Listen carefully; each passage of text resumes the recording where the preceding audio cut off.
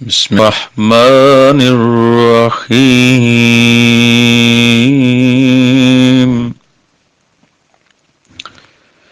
اللهم كن لوليك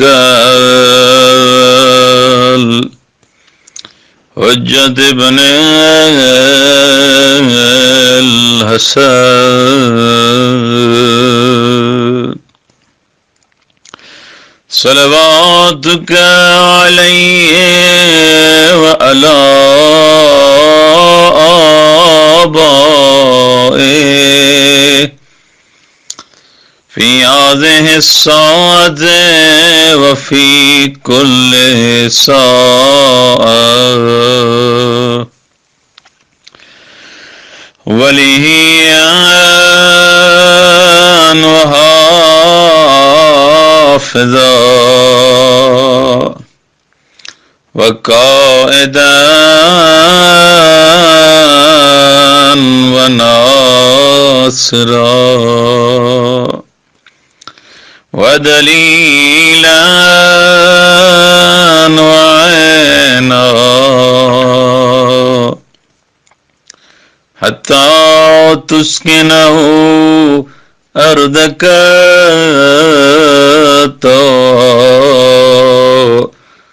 وتمتعه فيها طويلا برحمتك يا أرحم الراحمين. بسم الله الرحمن الرحيم. الحمد لله رب العالمين.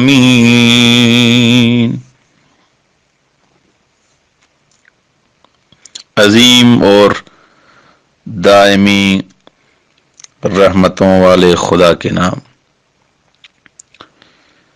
شروع اللہ کے نام سے جو بڑا مہربان اور رحیم ہے. الحمد للہ رب العالمین. ساری تعریف اللہ کے لیے ہے جو عالمین کا پالنے والا ہے. الرحمن الرحیم، وہ عظیم اور دائمی رحمتوں والا ہے. مالک یوم الدین، روز قیامت کا مالک و مختار ہے. ایاک نعبد و ایاک نستعین، پروردگارا ہم تیری ہی عبادت کرتے ہیں اور تجھی سے مدد چاہتے ہیں. اہدنا الصراط المستقیم، ہمیں سیدھے راستے کی ہدایت فرما. صراط الذین انعمت علیہم غیر المغضوب علیہم ولا الضالین، جو ان لوگوں کا راستہ ہے جن پر تو نے نعمتیں نازل کی ہیں، ان کا راستہ نہیں ہے جن پر غضب نازل ہوا ہے یا جو بہکے ہوئے ہیں. رحمان مبالغے کا صیغہ ہے جس کے معنی عظیم اور وسیع رحمتوں والا، اور اسی لیے اس لفظ کا اطلاق عام طور سے خدا کے علاوہ کسی دوسرے پر نہیں ہوتا.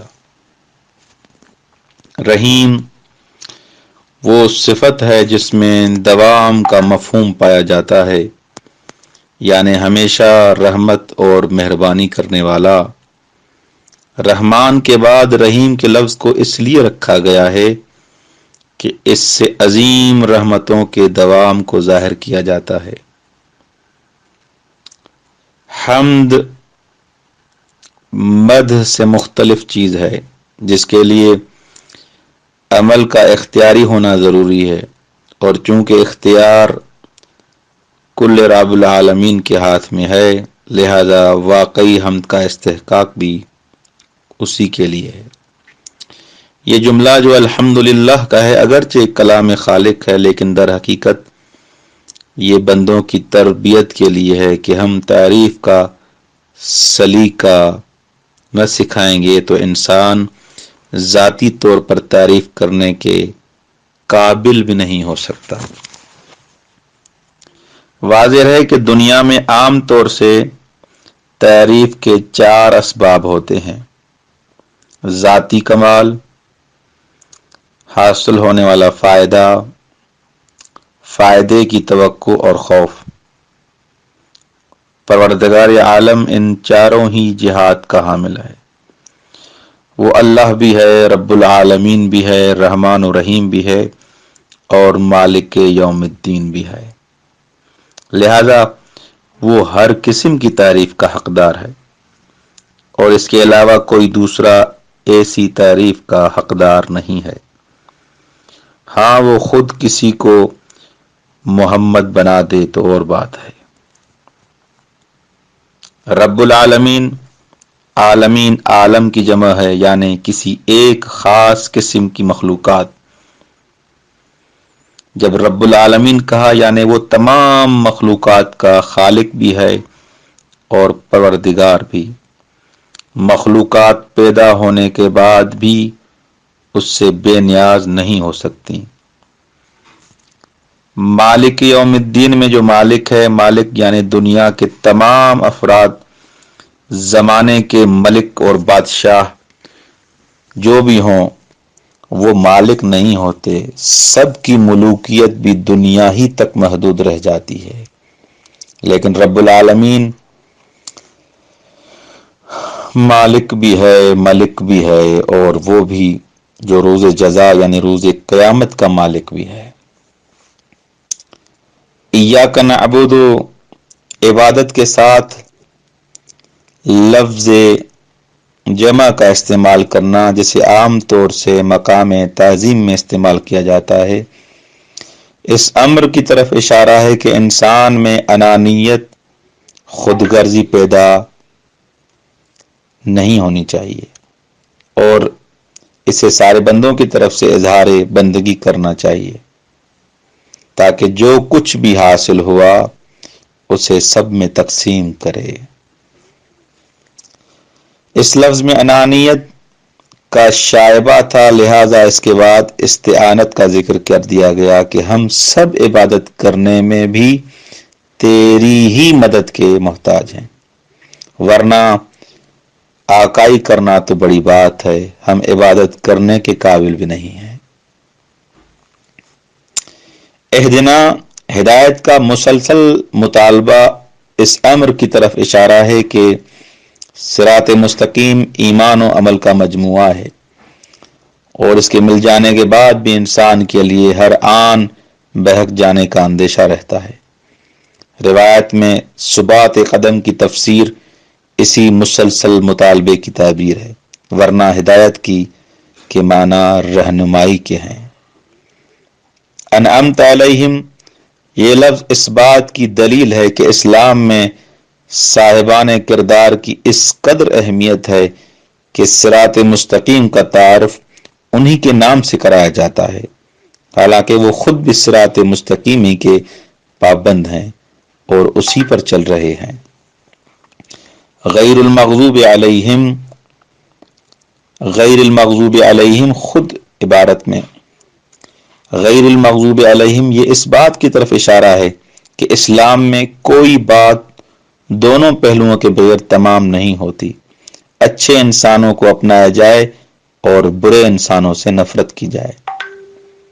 ولا الضالین، یعنی اسلام میں فقط مستحق غضب ہو جانا ہی عیب نہیں ہے جو دیدہ و دانست مخالفت کا نتیجہ ہوتا ہے، بلکہ بہک جانا بھی عیب ہے جس کے بعد انسان کا راستہ صراط مستقیم کے کہے جانے کے قابل نہیں رہ جاتا۔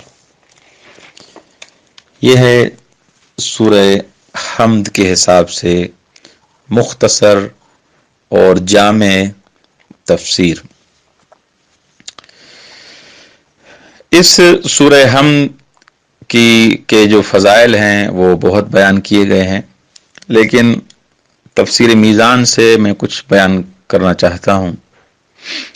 کہ इय्याक नअबुदु के बारे में इमाम सादिक अलैहिस्सलातु वस्सलाम फरमाते हैं कि इबादत की 3 अक़साम हैं कि कुछ अफराद जो इबादत करते हैं वो खुदा से डरते हुए इबादत करते हैं।